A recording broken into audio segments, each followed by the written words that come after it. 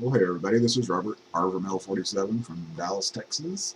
Today is February the 21st, 2012, and I'm making this video at 10:09 a.m. Central Standard Time.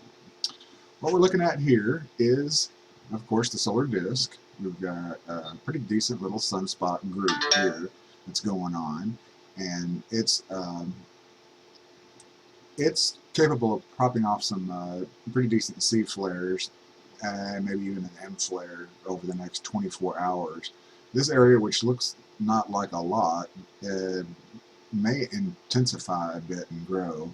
1420 here is kind of just iffy. So again, we got a few sunspots going on, with at least one capable of producing maybe maybe a low M class flare so far is what it looks like. It's not very twisted magnetically, but it's close enough to each other, and we've got some trailer spots that it can happen. Now here's just an interesting picture I caught earlier today, and oops, let me move it up here. How can I do this? Well, dum dum dum dum dum dum. Hang on just a second while I readjust my picture. Finally, it's not early in the morning, but it's early enough in the morning, and I just did my workout and I'm tired. Anyway, it's a cool picture because the moon is eclipsing the sun. So the moon is moving in between the SDO satellite and the sun. So this is always interesting when you see something like that. As, I can just only imagine what all kinds of people would say if they saw that and go, "Oh my God, what's happening?" But got to help feed some conspiracy people. We've got to think that it's got to be the worst thing possible, but yet it's just the cool, active nature. And we have our satellite up there, and the moon has to get in front of it sometimes. And what's cool is it's showing the sunspot 1422 right next to it. So anyway, I just thought that I'd find that kind of interesting once I finally got it up there.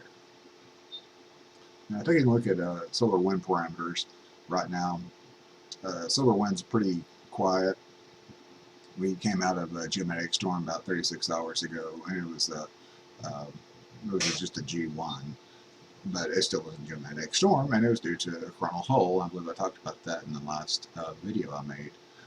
But on this map here, or this chart here, I just picked up the one that shows the density, velocity, speed, and temperature. And you can see density continues to remain low. This is the 1 mark.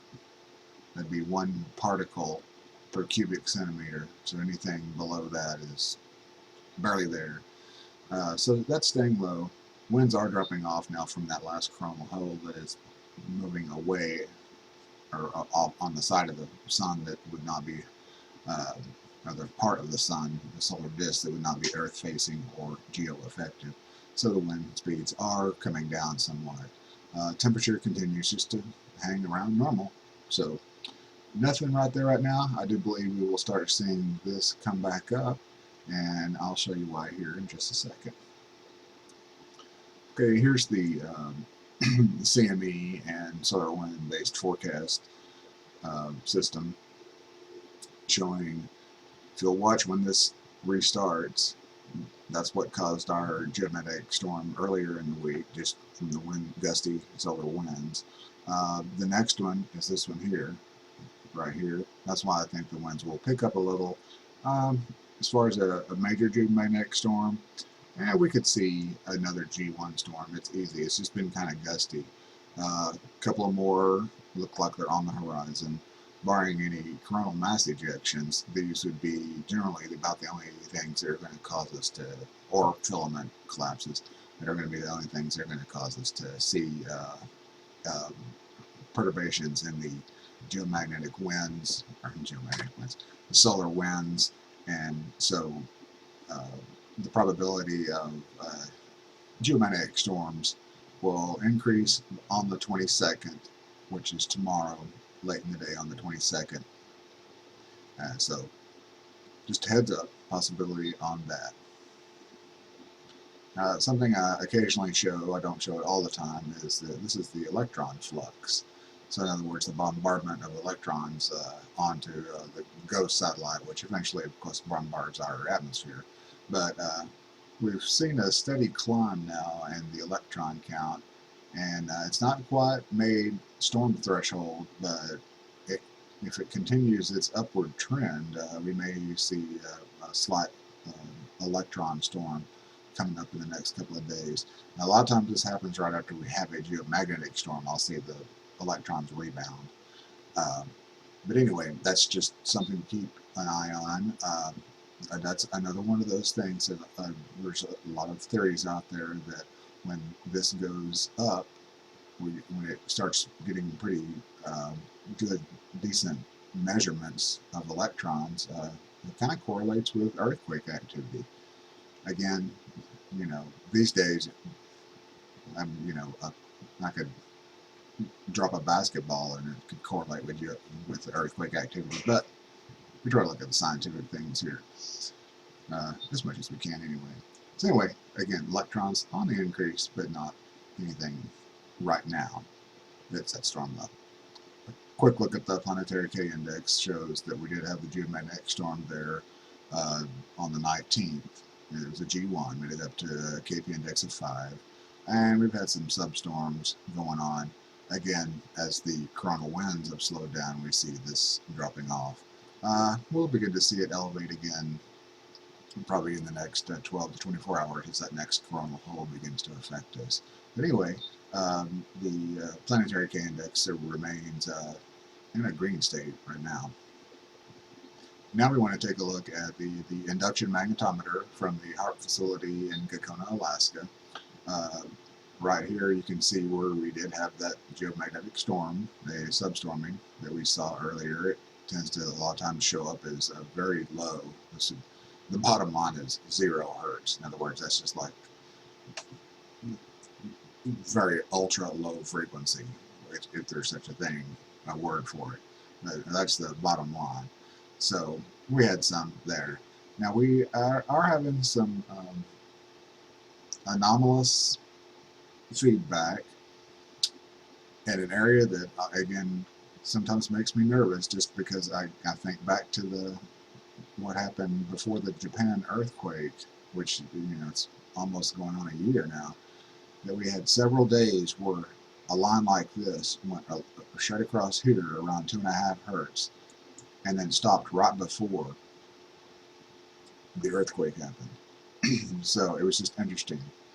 So anytime I see something flare up in this area, I wonder, what's going on. Again, it could just be geomagnetic anomalies. Occam's razor would say most everything is just an anomaly. But I like to pick them out and show them to you anyway. So that's space weather, but I did want to get a quick little word in about Earth weather. Okay, hopefully y'all can see this okay. This is the satellite imagery. This would be the infrared satellite imagery from the Ecology page, their next lab. This is Canada up here. Here's another to the United States. I just wanted to show you the cold air that is beginning to filter now over the pole. Remember all that cold air they've been having in Europe, and everybody over here is whining about, oh, it's warming, we've had no winter, it's no winter at all. You're fixing to get some winter. The Northwest is fixing to see some winter coming in.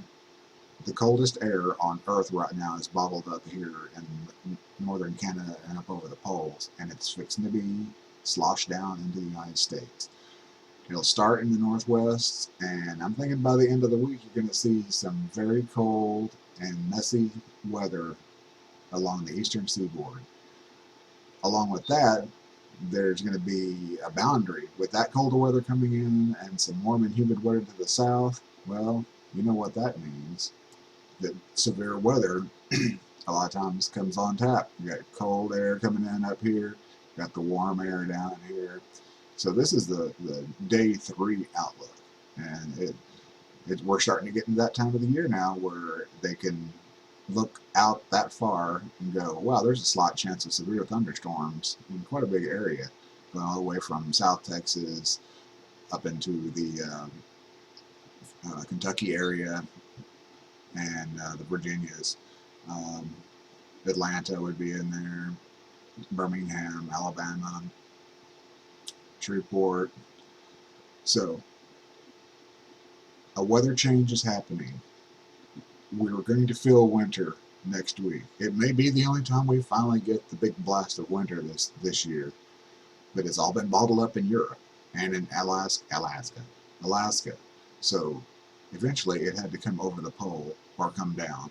And so for those of you bitching that it's been global warming, you know, and we've not had a winter or anything, it's because it's been hung up over in Europe. Well, it's coming now, and it's coming from the northwest, and it's going to cause cold up here and an outbreak of severe weather potentially in the southeast states. The cold weather begins today and tonight in the northwest. The severe weather will start later in the week. Anyway, I rambled on long enough. Uh, Again, second video I've made in a while, so hope you all enjoyed it. Again, this is R from L47, Robert from Dallas, Texas, and y'all have a good one. Thanks for watching.